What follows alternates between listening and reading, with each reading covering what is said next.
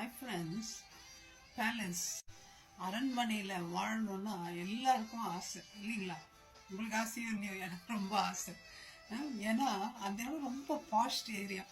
நிறைய ஒரு நாள் நான் சவுதியில் வேலை செய்யும்போது ஒரு டாக்டர் வந்து ஒரு கிங் கூட இருக்கிறவங்களுக்கு நோஸ் சர்ஜரி பண்ணார். ஸோ அவர் வந்து சாப்பாட்டுக்கு ஒரு நாள் எங்களை எல்லாரும் இன்வைட் பண்ணியிருந்தார். அப்போ நாங்கள் போனோம். பாப்பா என்னம்மா வீடு அது, அரண்மனை இன்னும். அது அவ்வளோ வகையான சாப்பாடு எங்களால் சாப்பிடவே முடியல. அவ்வளோ ஒரு என்னன்றது, அவ்வளோ ஒரு இடம் சூப்பர். அவ்வளோ ஒரு லக்ஸுரி. ஏன் சொல்கிறேன்னா, நம்மளாம் அந்த இடத்துல போய் வசிக்க முடியாது இல்லைங்களா? இல்லை, இங்கே லண்டனில் கூட கிங் இருக்கிறார், கிங் சார்ல்ஸ். அவர் வந்து நான் இருக்கிற இடத்துல இருக்க முடியுமா? ஒரு நாள் இருப்பாரா? நம்மளாம் ஆர்டினரி பீப்புள். அவர் இருக்கிறது 5 ஸ்டாருக்கு மேலே 10 ஸ்டார் இல்லையா? ஸோ அவருடைய அந்தஸ்து வேறு, அவருடைய செல்வாக்கு வேறு. நான் போய் அங்கே இருக்க முடியாது, அவர் வந்து என்கிட்ட இருக்க முடியாது. ஆனால் அவர் வந்து கிங் சார்ல்ஸ் வந்து நம்மக்கிட்ட இருக்க முடியாது. ஏன் சொல்கிறேன்னா, இயேசுநாதர் உலகத்தையே படைச்சவர். எவ்வளோ பெரிய பணக்காரவர். இந்த வானத்தை பார்த்தீங்கன்னா, ஒரு வீடு காங்கிரீட் போடுறதுக்கு எவ்வளோ செலவாகுது. அவ்வளோ ஆகாயம் விரிவை தொகை விட்டுருக்காரு. அப்படியே அதாவது தொங்கிட்டு இந்த பிளேனில் போகும்போது பார்த்தா என்ன ஒரு அருமையாக இருக்கு ஆண்டவர் படைச்சிருக்குது. அந்த மேகங்கள் எல்லாம் அப்படியே போகுது. அவ்வளோ வல்லமை படைத்த தேவன் அவரு. நம்ம யார்? தூசி. இந்த தூசி பூன்னு ஊதுனா என்ன ஆகும்? பறந்து போகும். அந்த மண்ணுக்காக அந்த செல்வாக்கை விட்டுட்டு நம்ம பார்க்க இந்த உலகத்துக்கு வந்தாருங்க. எவ்வளோ பெரிய தேவன். அது மாத்திரம் இல்லை, 2000 வருஷத்துக்கு மேல ஒரே ஒரு ராஜா உட்காந்து அரசாண்டுட்டு இருக்கார். அவருக்கு எதிர்வா சண்டை போடுறதுக்கு ஆள் இல்லை, அவருக்கு எதிர்க்கு சொல்றதுக்கு ஆள் இல்லை. பிசாசு தான் கீழே போட்டாச்சு. அவரே உட்காந்து ஆளுகை செய்துட்டு இருக்கார். அப்பேற்பட்ட தேவன். அந்த தேவன் என்னன்றாரு, அந்த அவருடைய ராஜ்யத்தை நம்ம எல்லாரும் இருதயத்திலையும் விதையா போட்டிருக்கார்.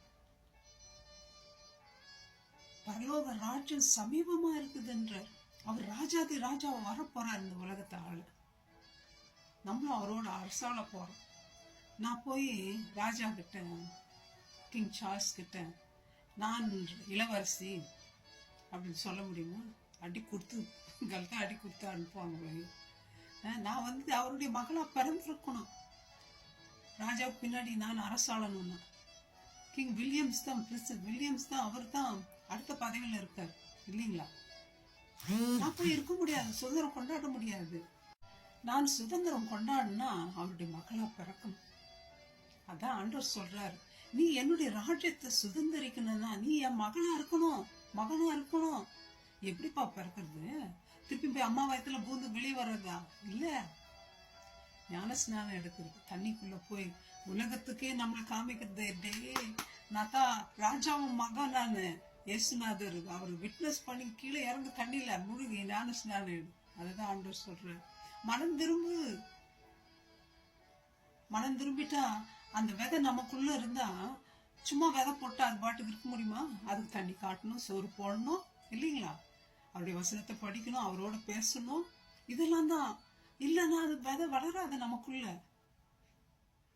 ஆண்டவர் ஒரு மோமையை சொல்றாரு, விதை விதைக்கிறோம்னா விதை விதைச்சான். விதை நல்ல நிலத்துலதான் விதைக்கணும்னு போறான். ஆனா அது பாதையில கொஞ்சம் விதைது, முள்ளுல கொஞ்சம் போகுது, கற்பாறையில கொஞ்சம் விழுந்து போகுது. இதெல்லாம் ஆசையோடு நம்ம ஆண்டோடைய வார்த்தை கேட்கிறோம். கொஞ்ச நாள் தான் நம்ம தங்க முடியுது அந்த வார்த்தைகளை. கஷ்டமோ சோதனையோ நெருக்கடியோ காட்டி கொடுக்கறதோ எதுவும் வந்தா உடனே ஆண்டவர் விட்டுறோம், பின்வாங்கி போயிடும். ஆண்டோடைய வார்த்தையோ ஆண்டோடைய ராஜ்யமோ நமக்குள்ள நிலைத்திருக்கிறது இல்லை. முதலாவது தேவனுடைய ராஜ்யத்தை தேடுங்கள்ன்றார், அவருடைய நீதி. மனம் திரும்புங்கள், பரலோக ராஜ்யம் சமீபித்திருக்கிறது என்றார். நீங்க மனம் திரும்பினா அது இங்கே இருக்கு, உங்ககிட்டே இருக்குன்றார். பரலோக ராஜ்யத்தை எட்டுன்னு வந்து ஆண்டவர் ஒண்ணு இங்க வைக்க தேவையில்லை, நம்மளே பரலோக ராஜ்யம் அவருக்கு. எவ்வளோ ஒரு ஸ்லாக்கியம் கொடுத்துருக்காரு. மகனா மகளா அவருக்கு இருக்கு, பிறக்காமே இல்லையா ஃப்ரெண்ட்ஸ்? பேர்பட்ட தேவன் நமக்காக காத்திருக்கிறார். அவருடைய ராஜ்யத்தை நமக்குள்ள நிலைநிறுத்த, அவருடைய ராஜ்யத்தை பத்தி சொல்ல ஞானஸ்நானம் எடுத்திருக்கிறோமா, கீழ்ப்படைஞ்சிருக்கிறோமா, அவருடைய வார்த்தையை படிக்கிறோமா, அவருடைய ராஜ்யத்தை பத்தி சொல்றோமா, உலகம் எங்கும் போய் சொல்லுங்கன்ற. ஃப்ரெண்ட்ஸ், கிங்கு கூட இருந்தா அவர் சொல்றபடி எல்லாம் தானே செஞ்சுட்டு இருக்கிறோம். அவர் போடுற பாலிசி பிரகாரம் தானே செய்யறோம். ஒரு பாலிசிக்கு எதிர்க்க செய்ய முடியுமா? செஞ்சா அரெஸ்ட் வாரண்ட் இல்லையா? இயேசுநாதர் ஒன்றும் அரெஸ்ட் வாரண்ட் நம்ம கொடுக்காம இருக்கிறார், வெயிட் பண்ணிட்டு இருக்கிறார். அரெஸ்ட் வாரண்ட் எல்லாம் நம்ம ஜட்ஜ்மெண்ட் எல்லாம் வர்றதுக்கு முன்னாடி மனம் திரும்பிடுவோம். ஒரு சொல்படி கேட்போம், நல்ல பிள்ளைங்களா மாறணும். நல்ல விதை 100, 50, 60 கொடுத்தது போல பலனை கொடுப்போம். அவருடைய வார்த்தையின் பிரகாரம் நடப்போம். நம்முடைய பிளான் கிடையாது, நம்ம பழைய மனுஷன் கிடையாது, புது மனுஷன். நம்ம அவருடைய பிள்ளைங்கன்ற ஸ்தானம் இருக்கு. அதன் பிரகாரமாக அவருக்கு விருப்பமா நடப்போம். அவருடைய ராஜ்யம் நமக்குள்ள வச்சு இருப்போம். அதனால ராஜ்யம் இருந்தா சும்மா இருக்குமா? ராஜ்யம் ஆசீர்வாதம் நமக்கு. அவரோடு நடப்போம் daily. God bless you, my friends. Thank you. Bye-bye.